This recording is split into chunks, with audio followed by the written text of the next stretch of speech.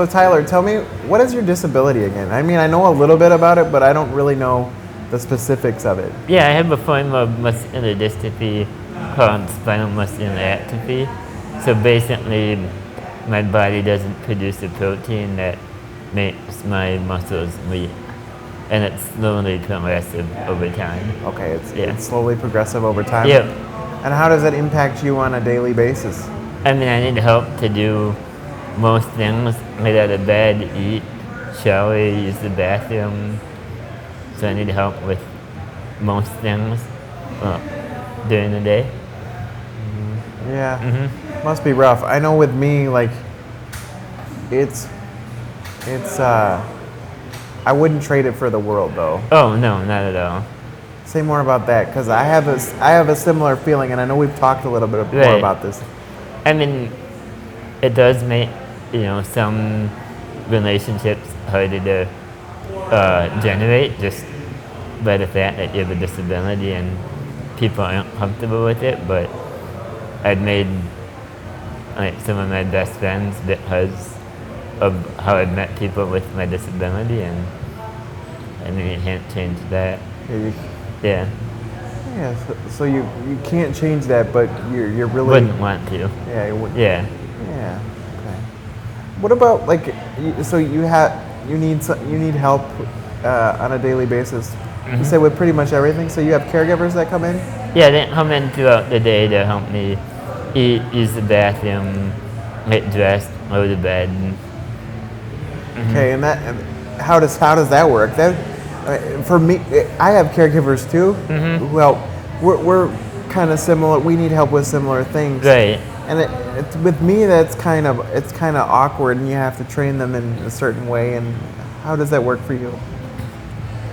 I mean, I'd, put ads out to find people that are interested and do interviews, and then start training them once they fill out all the paperwork and get approved. And so you're hiring your own people Yeah, now? I hire my own people. Okay. What led to that decision, really? Basically, the agencies that have contracts through Medicaid are not able to fill what I need. So I'm better off finding my own. I've found that it's easier for me to find my own people and hire and train them. Do you feel safer that way? Oh, definitely. Okay. When the agencies hire people, you don't know what their standards are. Right? You have people, I had one person that would never show up less than 15 minutes late for a shift, and then not care at all on how she did during the shift. Yeah. One of the things that I've had to deal with for me, is theft with the caregiver. Oh, yeah. And it ruined, I'll be straight honest with you, it ruined my trust with people. Oh, yeah, definitely. You ever had theft issue? None of my people have, but a roommate of mine, their caregiver stole from me, and yeah, you don't trust those people after that. So it wasn't your caregiver, but it was another caregiver. Yes. Who it was entering in your home, and that doesn't. That's not. Yeah. It's not right. No. So, like. Which is another reason why. It's hard with it happens when you hire your own people, but agencies do the same thing. You never know who they hire. You feel more empowered to be like screening them. Yes, I feel more, I can get a sense of who they are during the interview process, and can usually tell, if they're a decent person or not.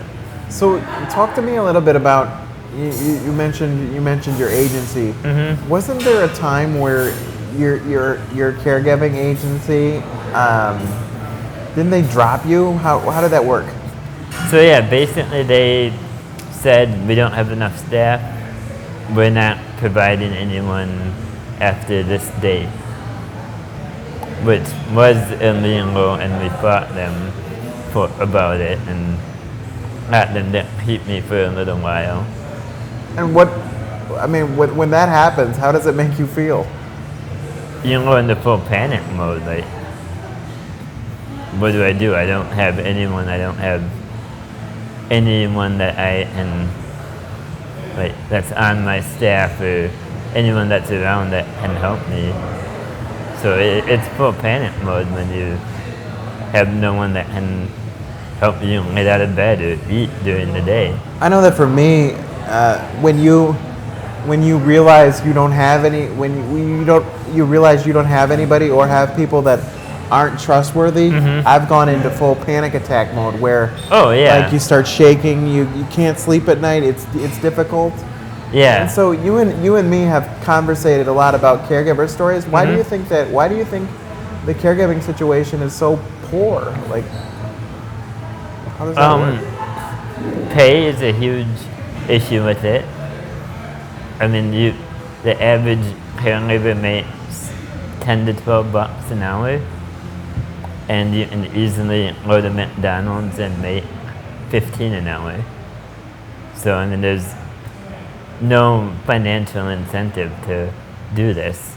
It's more stress, you're more emotionally involved for less pay. Right. And that emotional piece, talk a little bit about the emotional piece you have with your caregivers, because that, I know from my perspective, I have tons and tons of emotion with my caregiver. Right, yeah. And so go in. No, I mean, I try to build at least a friendship with all of my caregivers. It's generally it's all laid back. You know, we chat, make sarcastic comments at each other, and which I think helps in a lot of ways because you have that bond where they like you as a person and not because you're a job. And if you think about it, you're really sharing the most intimate piece of your life with them, right? Oh, yeah. I mean, yeah, they help you shower, they help you eat, use the bathroom, wipe the ass. So, I mean, most of the time with caregivers, within the first 3 times you meet them, they see you naked.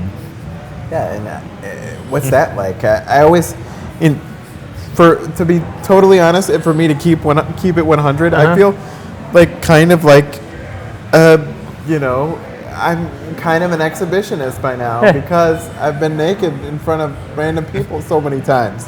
So it's like, right. It doesn't faze me at all. Yeah, no, it's like, here, I'm naked. Yep. You know, and so that's what happens. Yeah. It's no shame. It's crazy. Yeah. But that also, with that in mind, that also puts us in a vulnerable position, doesn't it? I mean, don't you agree? Oh, yeah, definitely. Yeah. So, speaking of vulnerability, have you ever felt like caregivers haven't been trained? Like, I know with me, I've had caregivers that, for lack of a better term, are not very good ass wipers. And I almost said shitty ass wipers, but... No, that's what's left over. Yeah.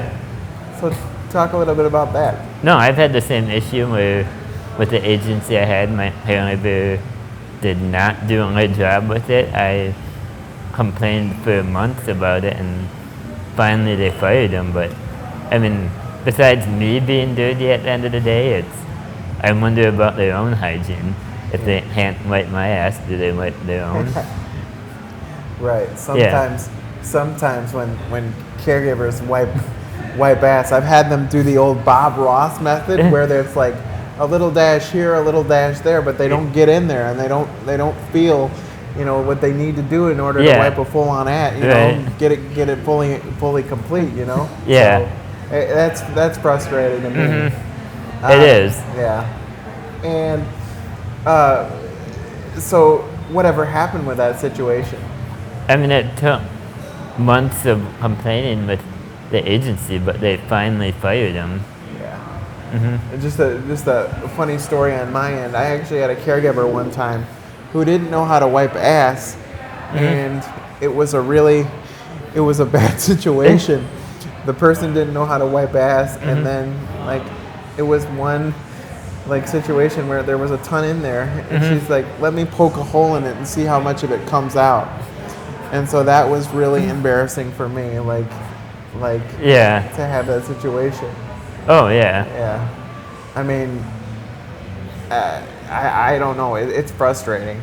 But then the ass wiping. But you talked a little bit more about the bond with the caregiver. Yeah. What you from my perspective, you can certainly sense the ones that are there for the enjoyment of it and the ones that are there just because it's a job. Can you speak to that at all? Yeah, I mean, there's definitely people out there that need a paycheck, show up, do the bare minimum, and leave. And then the other ones that are actually good, they hang out, they'll chat with you, you know, become friends, and they genuinely care, which makes it so much better. And you stay friends with them? Oh yeah, You form bonds? I've stayed friends with many of my former caregivers. Yeah. What about like, from my perspective, I've noticed a lot of caregivers are lower socioeconomically. They have lower socioeconomic status. Yeah. What message would you give to legislators that, you know, because they don't have benefits? Correct me if I'm wrong. They don't have benefits. Very rarely do they. And what kind of benefits are we talking about? Health care benefits. Okay. I mean, most caregiving jobs are part-time, so you don't qualify for company insurance if you work for a company. So they're put in a precarious situation because they got to take care of their family, they got to take care of us. Yeah. And a lot of times they'll have to come to work sick. Oh yeah, they have to come to work. Have you ever had that happen? I tried to not have them come in sick, but I mean, I've had to have it happen where I have no one else. I'm like, all right, be really careful. We had to get this done, and hopefully I don't catch it. And sometimes that's unavoidable, you know. Oh yeah, yeah. Because you know, talk to me a little bit about backup. Do these agencies how do they find backup? I mean, these agencies have their staff of however many people they have, and if someone calls in, they call the other people, and hopefully one of them is available. I would say with me, that has been a sticking point because there hasn't really been backup, and I'm thankful that I live by my parents. Right. Oh, my parents have been my backup for a while, especially when I was going through the issues with the agencies. They did a whole bunch of my hairs for a while. Do you ever worry about like the aging population and what's that going to be like? Oh yeah, I mean, the boomers are getting to that point where they need help during the days and cares, you know, throughout their days, and I don't know what they're going to do. They have to find a way to recruit more caregivers. Yeah. And so what can creating a conversation like this do for figuring out this, for lack of a better term, home health kerfuffle? I mean, Kerfuffle. yeah. But one, hopefully this brings awareness to the problem. Hopefully through future conversations, someone sparks an idea somewhere and it snowballs from there. And just learning from different people is, I think, one of the best ways to make it better. One of the reasons why I wanted to start these conversations is because I hear a lot of people talking about, you know, caregiving issues and their disability in their own life. And I hear a lot of people, and I don't know how you feel, but I hear a lot of people have dejection in their voice, and they kind of have given up hope. But I don't know and I don't want that to be the case, but sometimes I hear it, and Right. it can be frustrating. Oh, I mean, it's very, very frustrating at times, but I mean, when you live up the fight and you just accept it, nothing's gonna change. You're keeping it how it is. You're basically saying, I'm okay with how the current living situation is. Right. And do you think it's possible right now for somebody, because everybody strives for this, and I know it's not necessarily attainable for people, but living the American dream, is that possible for people with disabilities right now? Yes, but it's a lot harder because you basically have to be poor if you have a disability and need current living services. You can't have more than $2,000 in your name, so you have to spend down or not take a job that you should have because the pay is too much and you would lose your benefits. So yeah, and I know there's programs out there to help with that. Yeah. But even those have limitations. Can you talk a little bit about those, the programs? Yeah, I mean, there's a few programs where you can buy into Medicaid, which I'm not super familiar with right now, but so you pay a little bit each month like you would for insurance, and then you're allowed to have a little more money, but it's still not a lot. And then there's able accounts too that allow you to save that doesn't count against your assets. And it's frustrating. It really kind of is. Yeah. What keeps you motivated and what keeps you going in order to? You mentioned earlier the fight. What keeps the fight within you? One, it's that I want to live my life to the fullest, and then two, I'm doing this so the future generations have it better than I did. I think it also, it's cool that you do stuff outside of. What do you do for fun? I love the summer, being outside, listening to live music. I also played power soccer, which is the only competitive sport for people who use power chairs. And what sort of lessons has that taught you? I mean, just being able to truly compete in a team sport is huge. Every other sport, adaptive sport I've been involved with is everyone wins, yay, type of sport. No, this is, yeah. It's cutthroat. I've watched games. It's pretty, it's people are smashing into each other in chairs. It's great. Oh, yeah. What sort of adaptive equipment do you use? I obviously have my wheelchair that I use to lay around during the day. I have a CPAP machine that helps me breathe at night, and a chair that I use in the shower and in the bathroom. And so without how does the funds work for that? I mean, that's all covered by Medicaid. I mean, my chair right now is probably about $25,000.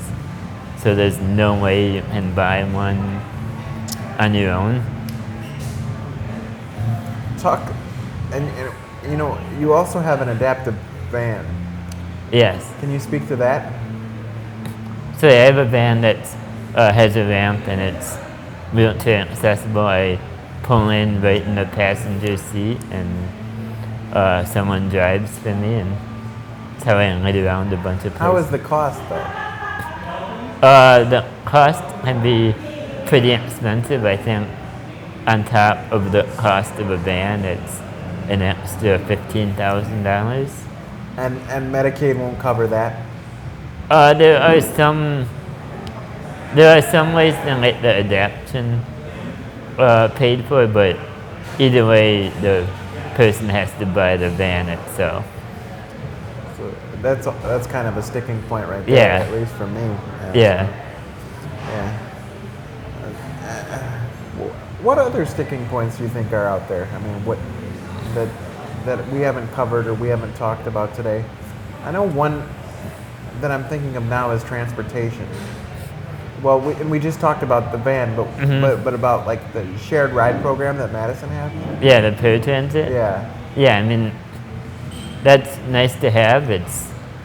But it's also having to plan everything to the team, where a day ahead of time is not always that easy.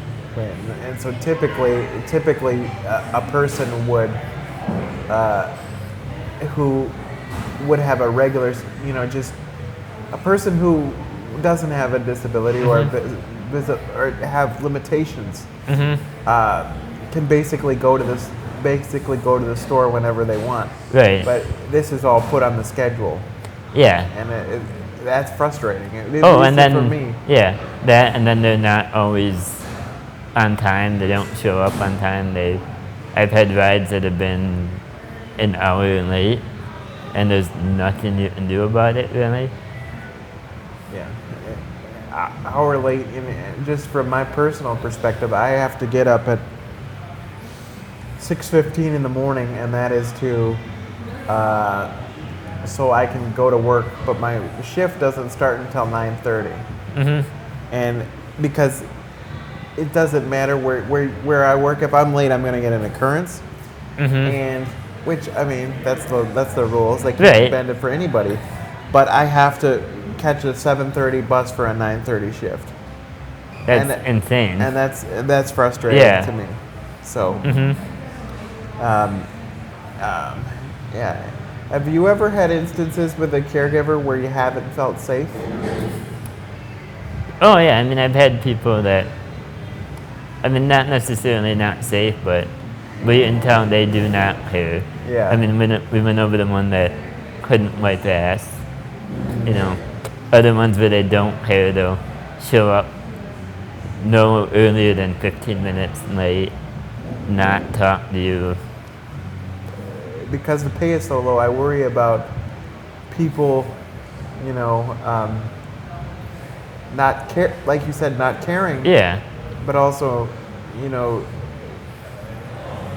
treating us like we're less than what we are, and that's not good. Oh yeah, no, I mean, some of them know that you're so short-staffed that they can get away with it and do what they want and not lose their job. Because that they'll be there. They might Right. They might be there late, but at least they're there, and at least they do the minimal amounts of effort.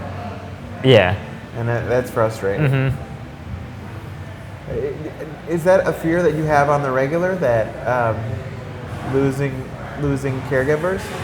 Constantly, yeah. I mean, I feel like I have a pretty good team right now, but a lot of them are students, so once they graduate, they'll be on to other things. And so if I was to use the analogy, caregiving, the staffing is not linear. It's more of a parabola.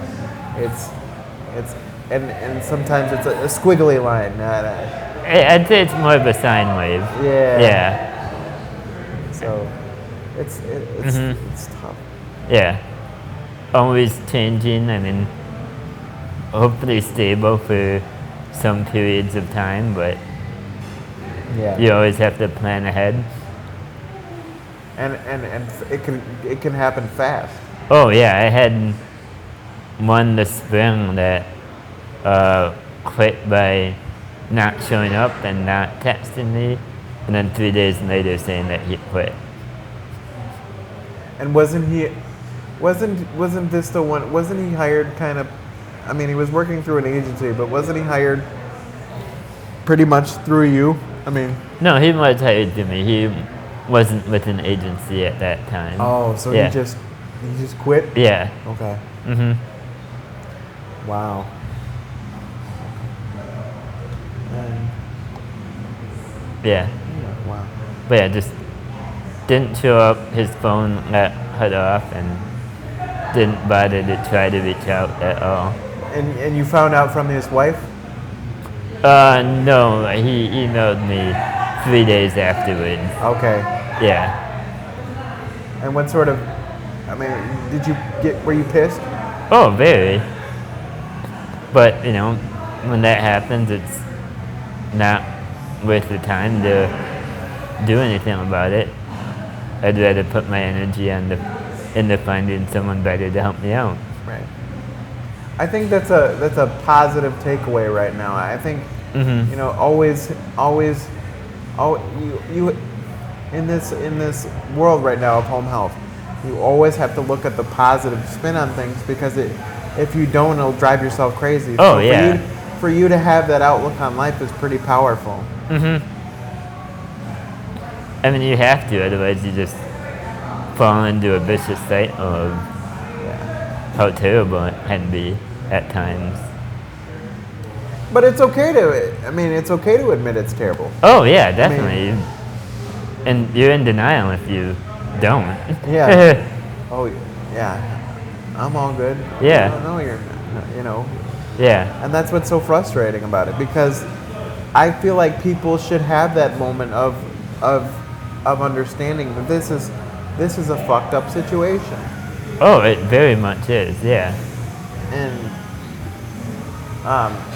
people around you, you've got a good support system, but not everybody does. So it makes me think about people that don't have a good support system, how they handle their situation. Yeah. I mean, we both know people that have been left in bed for days.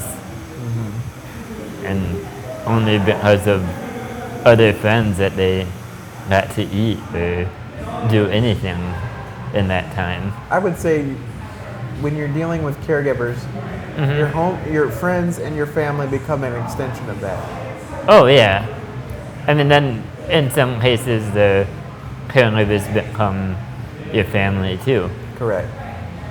Yeah. But yeah, I definitely had friends come help me out when I was in a pinch. So it's good to keep that circle of trust around you, and Oh, yeah. and people around you that can help you if something ever were to happen. Right, yeah. Because I don't know, I have fears myself of, if I lose my parents, what's going to happen? Do you ever have those fears? Oh, yeah. I mean, my parents have been my main backup system for most of my life, and it's hard to not have that all of a sudden. How do we create change for others? And I think sharing our stories, hearing from other people, conducting more interviews like this, and then just spreading that word, these interviews, and making sure more people hear what it's truly like to be living with a disability. Yeah, I think, I hope people out there, can help answer that question. Where do we go from here? How do we end this home health struggle that we are in today? So keep thinking about that question. For more on this, go to the address below and continue this conversation.